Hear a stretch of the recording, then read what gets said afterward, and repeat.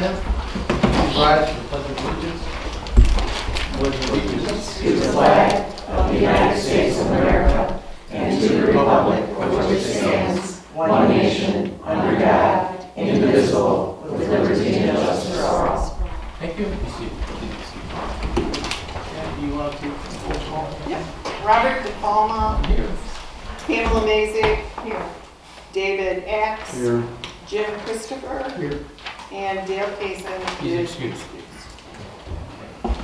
Everybody received a copy of today's agenda. Are there any questions or changes to it?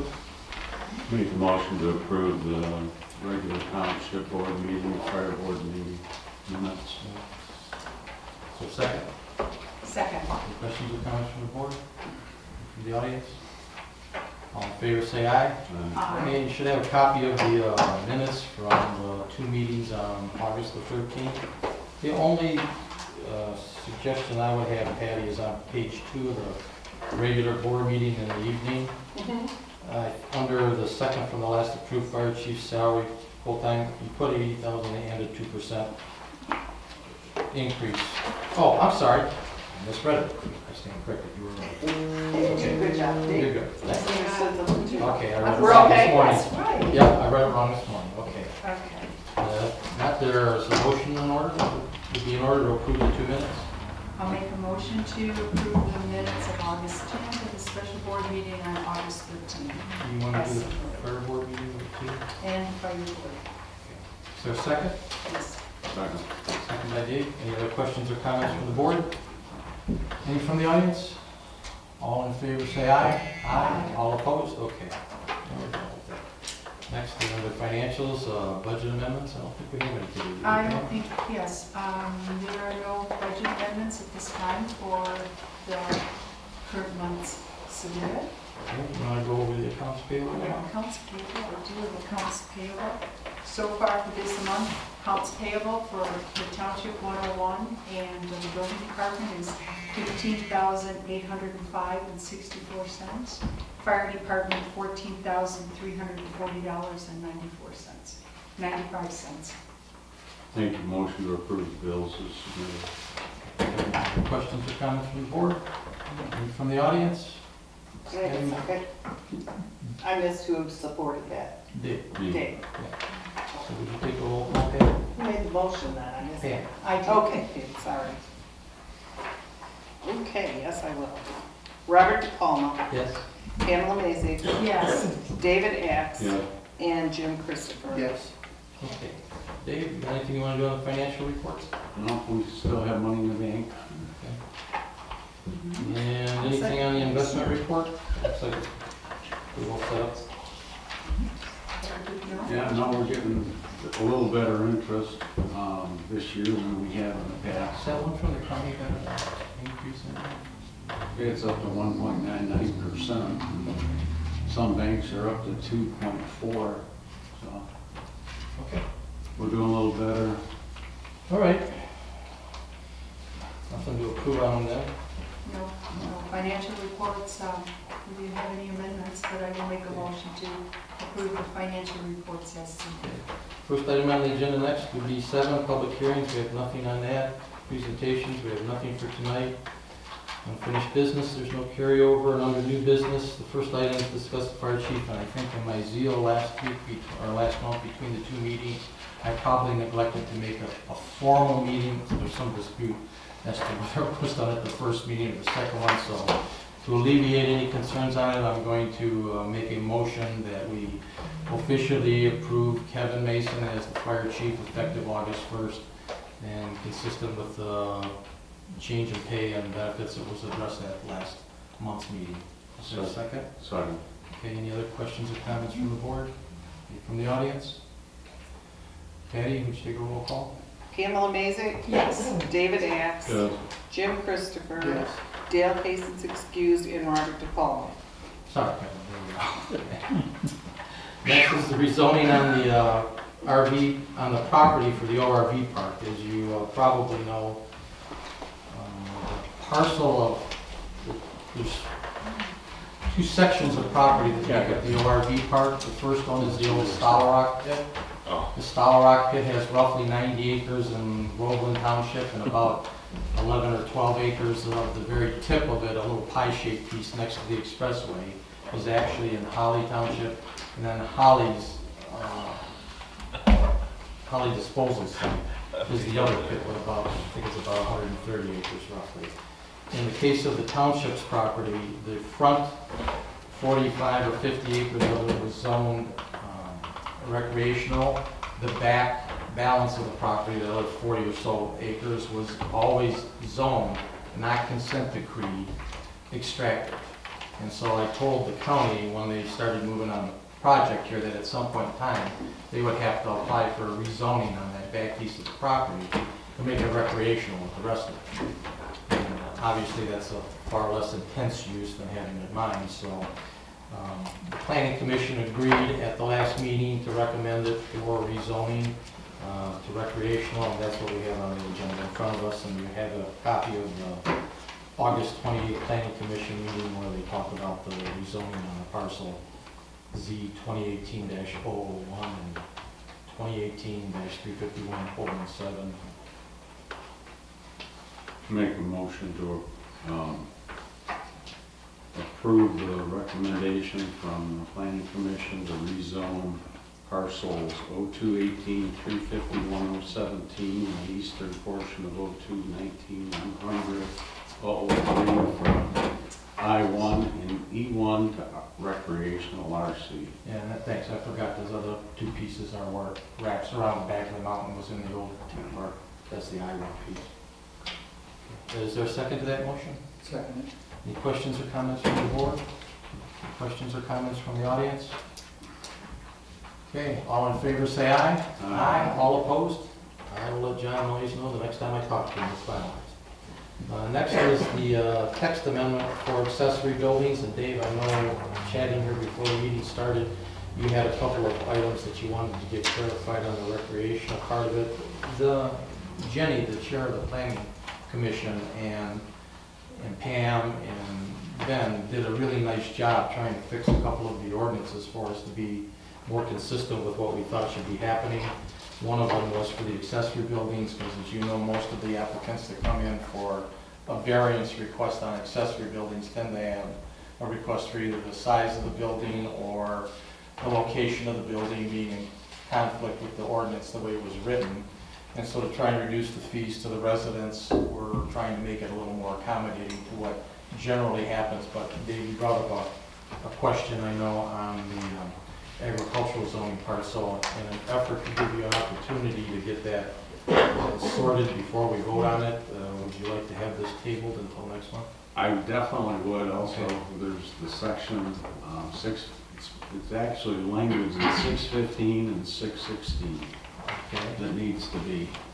Yeah, that one looks like a typo. Yeah, Okay. We can fix them all the same. so I'd like to spend some time with Ben on the phone just to clarify what is being said, because there seems to be some limitations as to what size buildings can be put up, and then in one, the wording is incorrect, the way it reads. Yeah. It's not right. What are you looking at? 615(1)A, near the end, it says, shall not exceed 50% of the gross floor area of the main or principal building, in no case, which is wrong. Like, grammatically, it's not correct, so I don't know what he's trying to say. I think it's not supposed to Are be. you looking at section for attached accessory buildings or detached? Attached, it's in 1A. It's attached accessory buildings. The portion of the attached accessory building that is. The last two lines aren't correct. I think it should be, but in no case shall it exceed 900 square feet. But it's got butt crossed out in it. Yeah. He crossed off but and added any.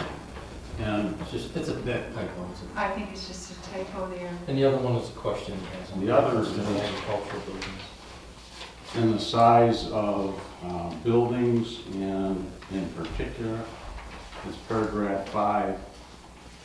There's, let's see, It's in it's in 616 and it's parentheses 5, although there's 2 parentheses 2s.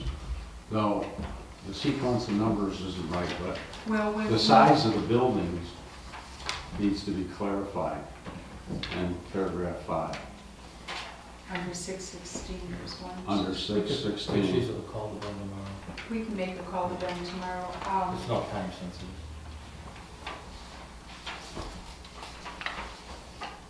So, did you make the motion? I made a motion to table it until October's meeting. Is there a second to that? Excuse me, second. Any questions or comments from the board? Any from the audience? All in favor? Aye. It's tabled for next month, okay. Is this, this here, is this the one that we got from them? Yes. Wait a second. I think it's Carrie really gave it to me just before. We'll clarify that for you back. What this actually is, as Bob said, for a little more clarification, is many times when somebody comes to the township to request a variance to put up an accessory building, a lot of times it's because they want to put an accessory building up in their front yard. And the Board of Zoning Appeals and the Planning Commission was looking at this. We realized that many times we already are approving, allowing residents to build in their front yard. So we're sending it to the Board of Zoning Appeals, and we're finding we're doing that more and more. And really, your Board of Zoning Appeals should be granting less variances rather than sending residents and granting more every time they go. So we took a look at it and said, we need to make sure that our standards are fitting what the residents want for living out here. Because many residents live out here, they live on larger pieces of property, their homes are set back. So, we want to be sure that we're not denying them the rights also. So that was one of the reasons why this came before us. But we will take this back to them, clarify it There with might be Jenny, changes. and bring it back in October. Next item D is to discuss changes to the changeable sign ordinance. And you should have a copy of that from the draft minutes of the planning commission meeting as Yeah. well. Accessory.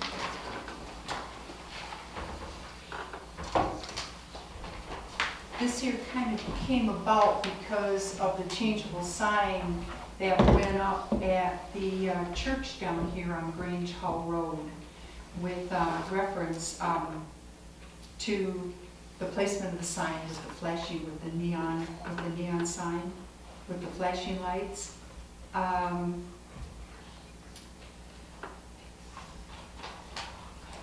The planning commission did take a look at this.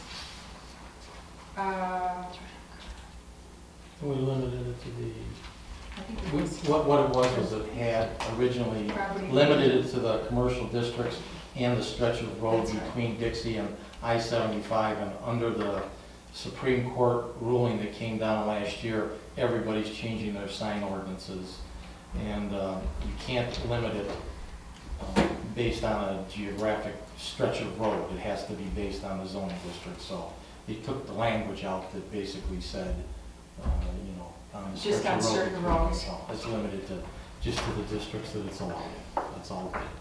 And that's Ben's recommendation on what it would take to make the sign law consistent with the Supreme Court decision last year.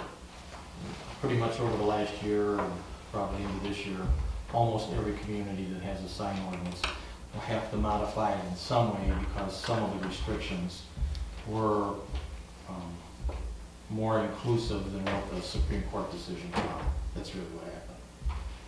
So we need a motion on that, I guess, to approve. Can I clarify the planning commission's minutes, if I can, under 10D, the text amendment for changeable signs? Yeah, I don't see where.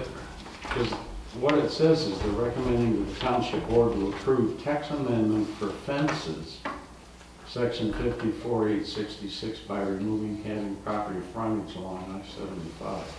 Is that? That's a mistake. It's for the signs. Yes. It's supposed to, isn't it, for the signs, and then That's the amendment it's for the actually changeable sign. 54-1053, which is further up. Yep. It confused me, so It's a typo. If we But do an amendment for changeable signs in section 54-1053, I would support and recommend that we change the changeable sign ordinance in that section, not section 54-866. No. Okay. Can't put the wrong number. Okay. Yeah, we'll pull it out, I'll make So sure, because that's my motion to it. this has to be published in the paper and be sent to Municode, so we'll make sure that we've got the right section. Is there a second to it? I'll second that. Any other questions or comments from the board? Any from the audience? All in favor, say aye. Okay, that's good. Next is to discuss the counter of FOIA fees, and I think this one's yours, Kim. Several years ago, it's been quite a few years since we took a look at our counter fees, especially when somebody comes in, when we get a Freedom of Information Act request, a FOIA request. And recently, all the counties in the state of Michigan recently just received a Freedom of Information request where a third-party company through the Democratic Party is asking that we send them copies of all the ballots and all the absentee ballots, all the spoiled ballots, all the envelopes, and all the applications from the November 16th, 2016 election. So you can see where this has really caused quite a stir because it is just an enormous amount of paperwork. Working with the girls in the office to figure out, and working also through our legal counsel, figuring out how in the world will we begin to do this, because the ballots are 8.5 by 19 inches long, and our copy machine doesn't even accommodate that without having to shrink these ballots way down. A rough estimate just for us alone of how many pages we would have to copy, it is 9,700 pages we would have to copy. And in looking at that, looking back at the structure as to what we actually are charging, if we should have to, if they require of us, and we do copy that many papers for them. So we've submitted, or I'm submitting a request for a fee amendment for the cost of when we make copies in the township. And I'm submitting along with that the IRS FOIA fee schedule so that we could charge 26 or more copies, 20 cents each, and the lowest hourly rate and up to 50% of the hourly rate for fringe benefits.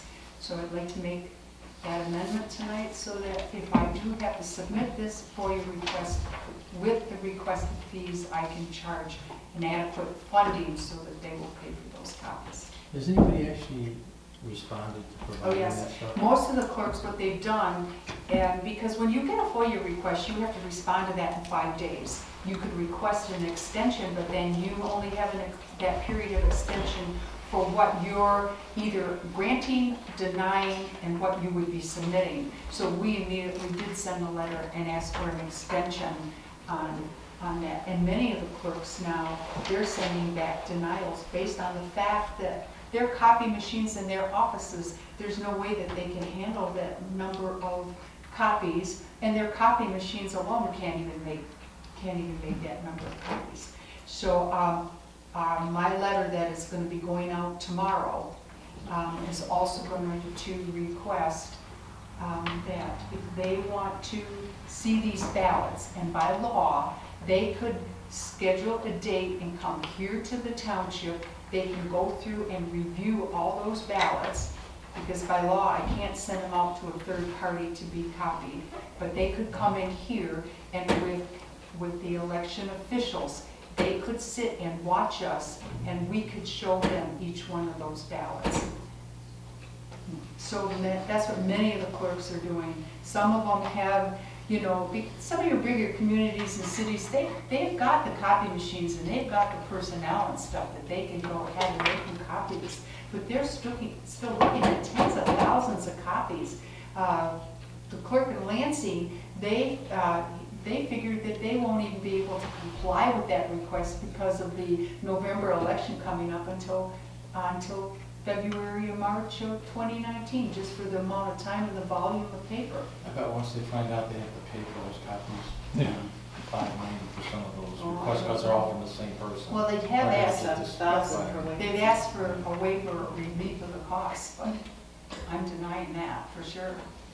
Did they say why they're requesting this information? It is One group, isn't it? It's one group, it's a third-party group, and it sounds like, not necessarily that they're trying to say that our machines aren't right, but they're trying to show or trying to prove if any voters or certain parties that are voting were discriminated in any way or were not allowed to vote, if their vote didn't count.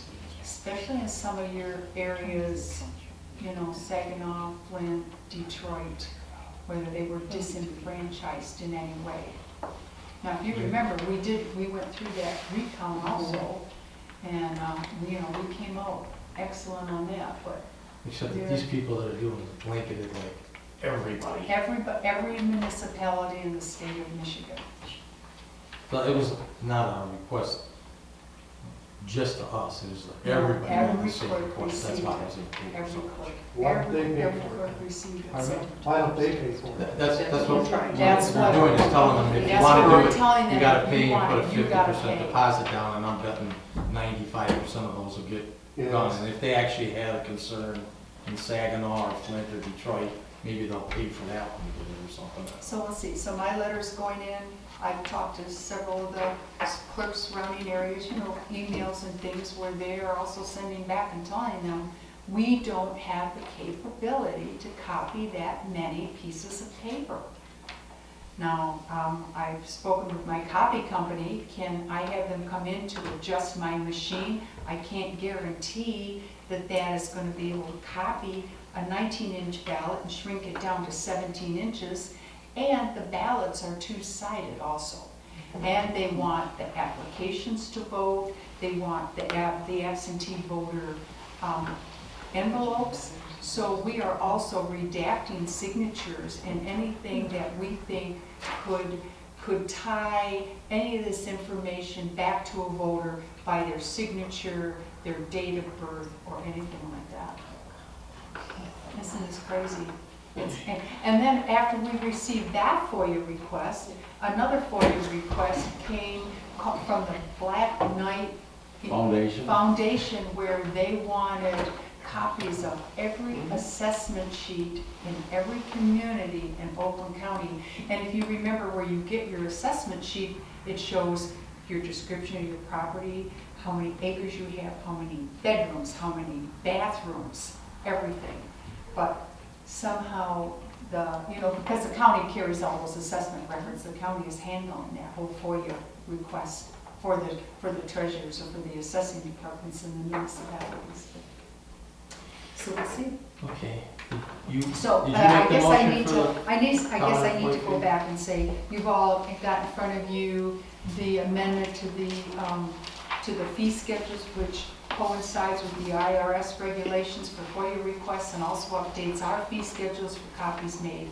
Now, I also want it clear too that if a resident comes in and wants 1 or 2 copies, 5 copies or less, we never charge the residents. But this would be just to keep in line for anybody else coming in that wants copies.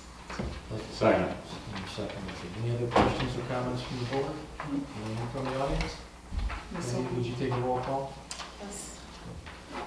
David Axe. Yes. Jim Christopher. Yes. Dale's excused. Robert DePaula. Yes. And Pamela Mason. Yes, this will be published in its entirety in the paper and it takes effect immediately. Okay, the next item on the agenda C is to discuss the MTA Oakland County quarterly meeting. And I see here on October the 4th, that's going to be at the M1 concourse, ironically, Jim. That's cool. I think I have something on that date. You do, supervisor. Supervisors meeting, that's right. I got something on that. Conference.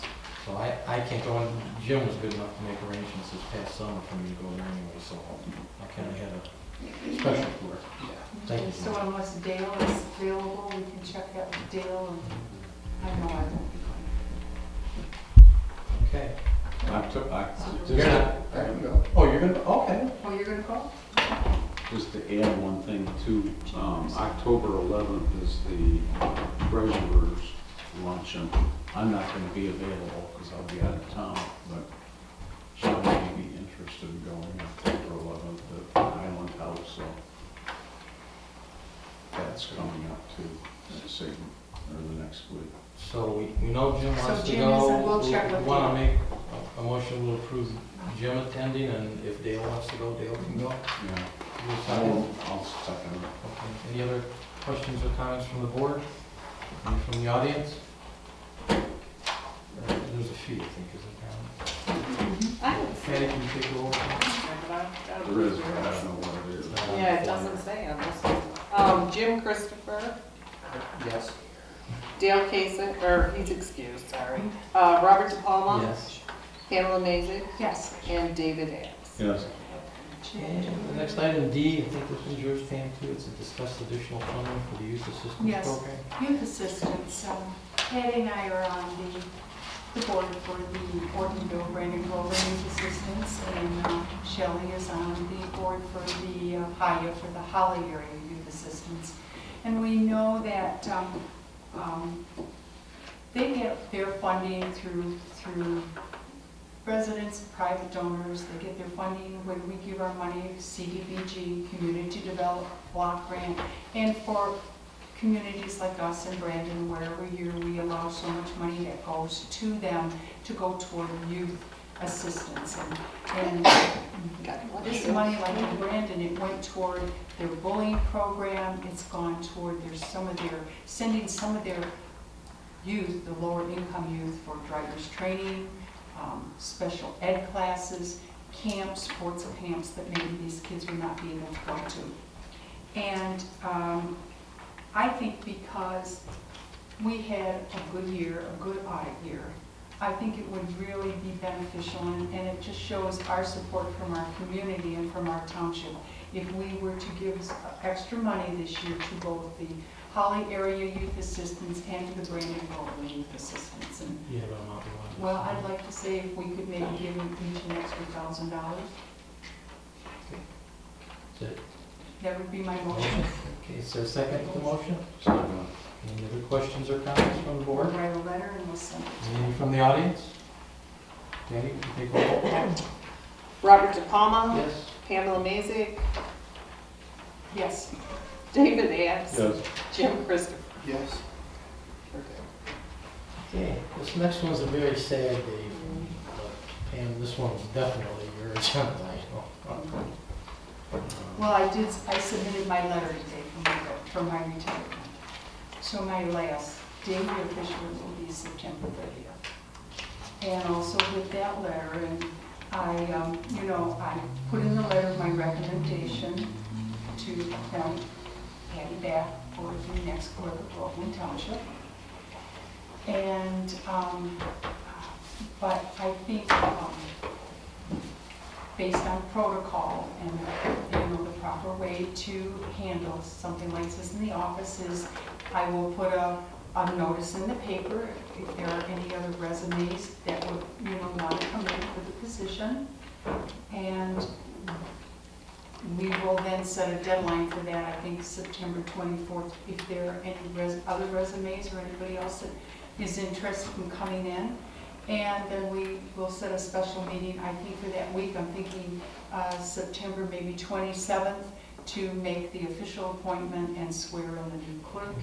And then that clerk can swear in her deputy, and we can then move on, and it would be effective then October 1st. I'd be remiss if I didn't say you're the best clerk here. yeah, I agree.